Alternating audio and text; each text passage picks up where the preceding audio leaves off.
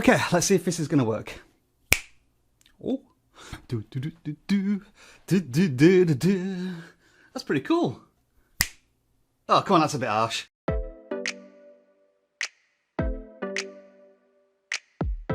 As always, let's make our way to the YouTube Studio by clicking on your profile icon in the top right hand corner of most YouTube desktop screens and going to the YouTube Studio.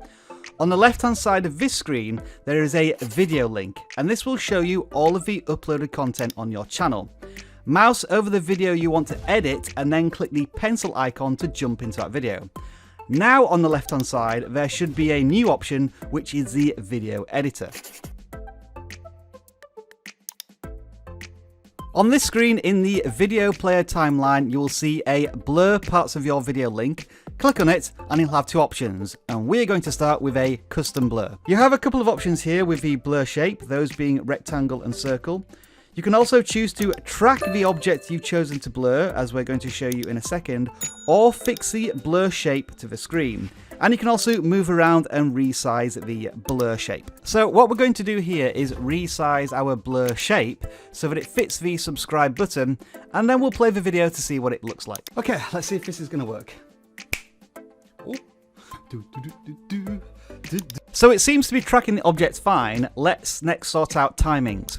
I want the subscribe button to blur out when I snap my thumb, and I can use the audio levels in the video to line it up, and then use the time indexes here to say when I would like the blur to begin and finish. It would be great if this could be done through click and drag on the blur clip box, so YouTube, if you're watching, that's your first bug fix. Work.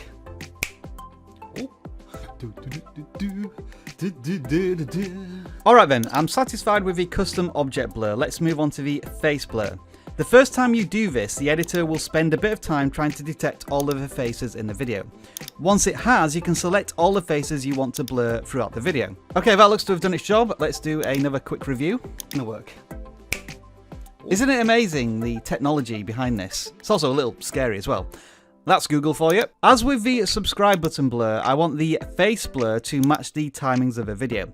This is likely to be a more advanced step that most creators will never need, but it's nice to know that the editor is capable of actually doing this. Alright, that's all done. Let's review the final product. Oh.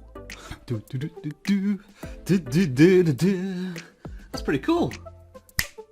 Oh, come on, that's a bit harsh. There's not that much you can do to a video once you've uploaded it to YouTube, other than trimming and clipping it. We've already got a full tutorial over here on that. Adding music, and as you've just seen, blurring out certain parts of a video, which are all, of course, very useful. You'll have also noticed that the tracking doesn't look perfect when you're editing it, but it improves a lot when you're actually watching the full video. You just have to put trust in YouTube that once it is published, it is going to look good. Also, be aware that it can take a few hours to apply any changes you make in the YouTube Studio editor, and in the meantime, viewers will be able to see the original unblurred video if it's public. Also, the blur tracking isn't always perfect, as demonstrated here when I try to blur my face. For a few seconds, it looks like tracking doesn't know what it's doing. If it leaves something unblurred for a fraction of a second, it's not really fit for purpose. I also encountered this error a couple of times when I tried to edit my timings. That's all well and good, YouTube, but if you don't explain what an endpoint is, I can't fix it.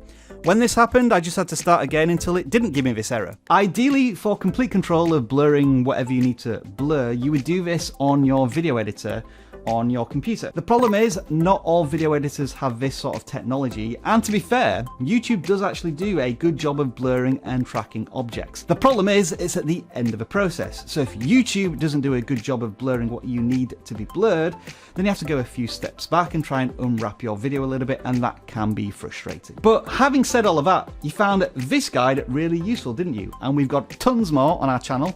Make sure to check them out over here in the YouTube Studio Creator Beginners playlist. And of course, enjoy the rest of your video making day.